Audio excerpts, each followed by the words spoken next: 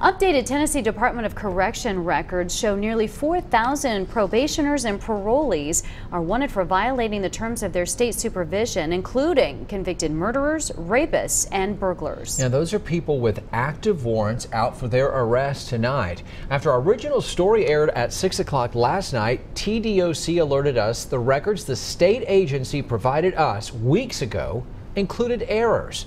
TDOC's since issued a public apology and an apology to us. And we've also adjusted the numbers in our original story accordingly. A key concern our community watchdog investigation identified is the ability for people on parole with active warrants to get credit for their sentence even while they are avoiding arrest.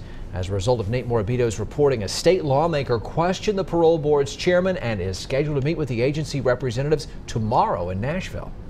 That's right. Senator John Lumberg promised action after we shared our findings. He's the vice chairman of Tennessee's Senate Judiciary Committee.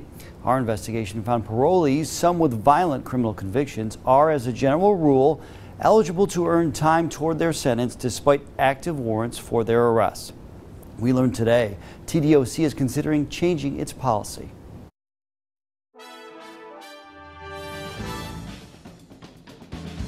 That's wrong. It's just an incentive to run. That's how some describe a TDOC practice we discovered. It's just wrong-headed and it's just outrageous. A general rule that allows parolees to earn time served even when there are active warrants out for their arrest.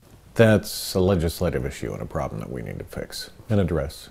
So I'm glad you brought this up. You know, it upsets me as a sitting legislator. It upsets me as a citizen, and I have no doubt it upsets every DA around the state. Our investigation found parolees across the state of Tennessee convicted of crimes like murder, carjacking, burglary, assault, and rape, all wanted for violating parole. The agency in charge of supervising those convicts said, as a general rule, active warrants do not count against a parolee sentence. When someone violates parole, does the clock keep ticking on the time that they have served, or does that stop? During a recent hearing in Nashville, Senator John Lumberg questioned the head of the parole board about our discovery. There is a way that we could take some of the time away from them. Chairman Richard Montgomery said while the parole board doesn't always add time back to a person's sentence, it is an option, especially if the parole violation is significant. That don't happen all the time, but sometimes if it's serious enough, we may look at it and say, you know, they didn't deserve that time to go away while they were out on parole by doing this. Just curious, why isn't that really standard practice? The chairman's answers only led to more questions from Senator Lumberg. It seems like that should be an automatic. And eventually a promise that the Board of Parole would follow up with him with specific numbers. I think probably more than likely we do take time. I can't tell you we do it every time. I'd like to be able to get back with you and tell you exactly what the percentage is.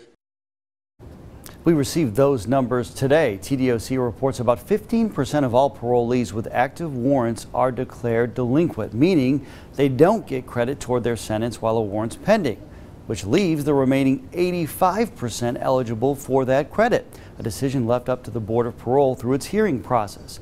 Today by phone, TDOC representative says it's important to consider more than half of offenders with pending warrants are arrested quickly within the first 30 days. That said, Assistant Commissioner Alicia James told us TDOC is considering a policy change that would move offenders to delinquent status after 30 days, a change she says came about as part of a normal review of the agency's policies.